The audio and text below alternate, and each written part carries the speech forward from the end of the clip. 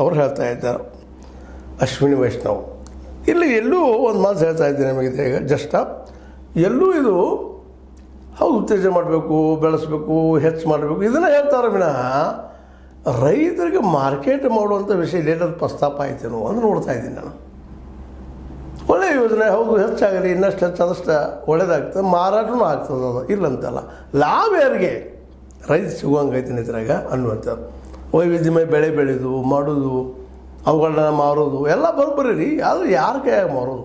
Middle ಮ್ಯಾನ್ಗಳು ಕೊಟ್ಟುಬಿಡೋದು, ಇವರು ಬೆಳೆದು ಅವ್ರಿಗೆ ಕೊಡೋದು. ಇಲ್ಲಿವ್ರಿಗೆ ಆಗಿದ್ದದ. ಅದನ್ನೇ ಹಿಂದಿನ ದಿನಗಳಲ್ಲಿ ನಮ್ಮ ರೈತರು ವಿರೋಧ ಮಾಡಿದಂಥದ್ದು. ಪಂಜಾಬ್ ಮತ್ತು ಹರಿಯಾಣದ ಜಾಣ ರೈತರು. ಯಾಕಂದ್ರೆ ಇದರಿಂದ ಲಾಭ ಯಾರಿಗಪ್ಪ? ಹೆಚ್ಚು ಬೆಳಿತೀವಿ, ಹಸಿರು ಕ್ರಾಂತಿ ಆಗೈತಲ್ಲ ನಮ್ಮಲ್ಲ. ನೀರು ಕೊಟ್ಟರೆ ಸಾಕ್ರಿ, ಕಲ್ಲಾಗ ಸಹಿತ ಬೆಳೆಯುವಂಥ ಬುದ್ಧಿವಂತರಿದ್ದಾರೆ ನಮ್ಮ ರೈತರು.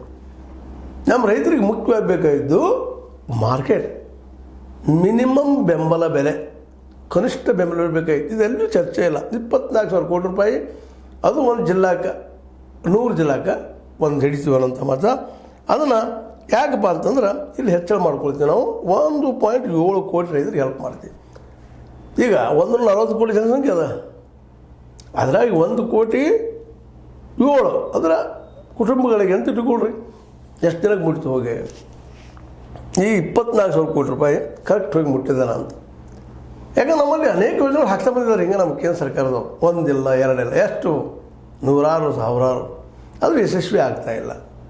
ಅದರಲ್ಲೂ ಮುಖ್ಯವಾಗಿ ರೈತ ಇವತ್ತು ದಿನಕ್ಕೆ 27 ರೂಪಾಯಿ ಪಗಾರ ತೊಗೊಳ್ತಾನೆ. ಇದು ಪಾರ್ಲಿಮೆಂಟ್ದಲ್ಲಿ ಒಪ್ಕೊಂಡಂಥ ಮಾತು. ಅಂದಾಗ ಇವೆಲ್ಲ ಯೋಜನೆ ಮಾಡಿದ್ದು ಯಾರಿಗೆ ಅಂತ